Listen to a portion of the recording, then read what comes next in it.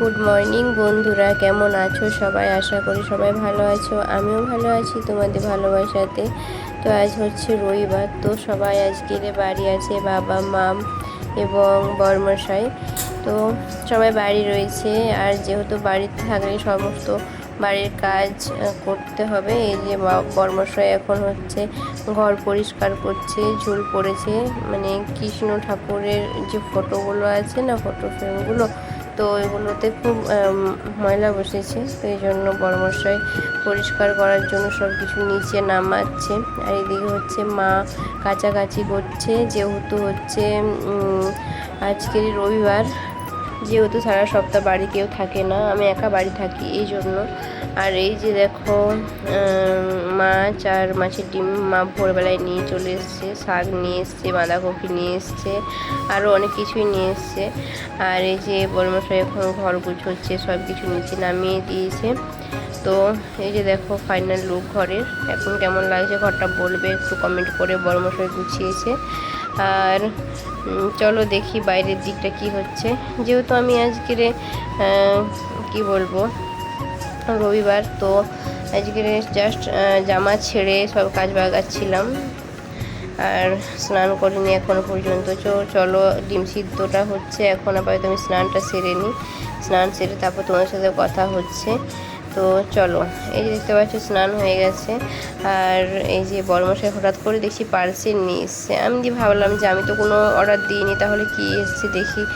আর না বলেই বড়মশাই দেখছি আমার জন্য একটা স্যুট অর্ডার দিয়েছে। তো এটা কি স্যুট তোমরা অবশ্যই কমেন্ট করে বলো নাম কি এর।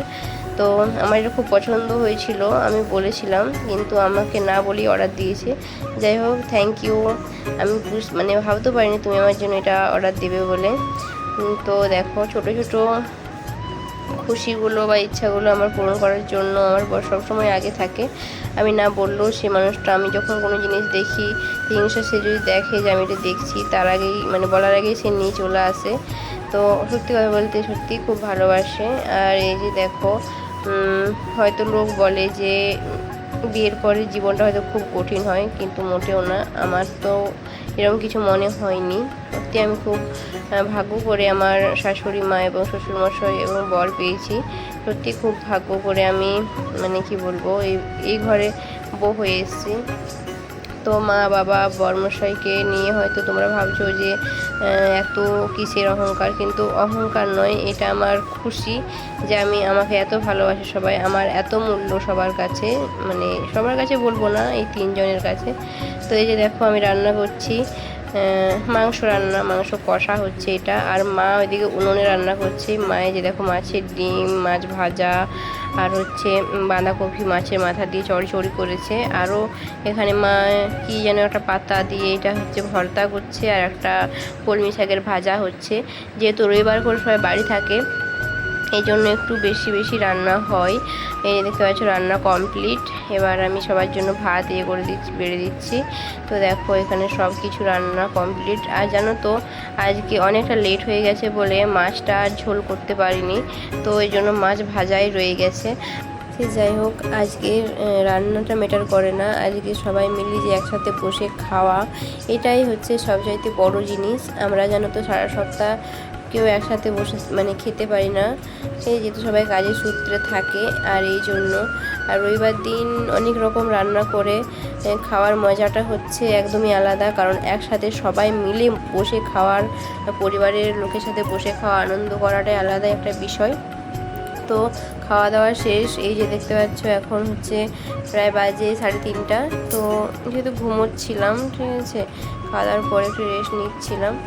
আর তারপর মানে আজকের মানে এনি টাইম লাইন থাকে, কিন্তু আজকের হঠাৎ করে লাইনটা চলে গেছে, খুব গরম হচ্ছিল। তো বাইরে বসেছিলাম, এই দেখতে পাচ্ছি বাইরে বসে থাকতে থাকতেই মা বলছে ওই দেখ মানু আইসক্রিম এসছে। তো মা জানে যে আমি কী কী খেতে ভালোবাসি, তো এই জন্য মা বলছে চল কিনে দিই।